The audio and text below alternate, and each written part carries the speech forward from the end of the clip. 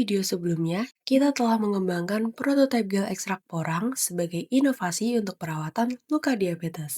Namun, pembuatan prototipe saja nggak cukup. Perlu dilakukan pembuktian ilmiah untuk memastikan gel ini aman dan efektif. Yes. Kali ini, kita akan membahas tahap uji in vitro dan in vivo. Karena setiap inovasi di bidang kesehatan harus melalui serangkaian uji ilmiah sebelum diterapkan secara luas. Mari kita mulai dengan uji in vitro, pengujian yang dilakukan pada sel atau jaringan di luar organisme hidup. Seluruh proses harus dilakukan secara steril. Peneliti bekerja dalam biosafety kabinet menggunakan jas lab, sarung tangan, dan kacamata pelindung untuk menjaga keamanan sampel dan keselamatan peneliti. Sampel prototipe dipersiapkan dalam mikrotub terbagi menjadi dua. Pertama, kontrol negatif yaitu aqueous bening yang menunjukkan belum adanya senyawa aktif. Kedua, prototype gel dengan warna gelap yang menandakan variasi konsentrasi yang diuji. Sampel dipipet ke well plate, kemudian ditanam dan diinkubasi agar terjadi interaksi antara sel dan ekstrak. Lalu ditambahkan larutan MTT. Sel hidup mengubah larutan ini menjadi kristal ungu formazan. Semakin pekat warna ungunya, semakin banyak sel yang bertahan. Ini digunakan untuk menilai toksisitas ekstrak.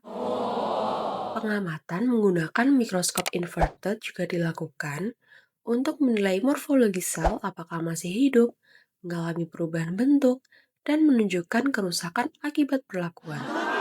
Sekarang kita masuk ke uji in vivo yang dilakukan pada hewan model diabetes selama 21 hari. Hewan dibagi beberapa kelompok, yaitu kontrol negatif dengan luka tanpa perlakuan atau hanya diberi basis gel, kontrol positif, luka diobati dengan standar terapi penyembuhan, dan kelompok perlakuan, gel ekstrak porang dengan konsentrasi 15%, 20%, dan 30%.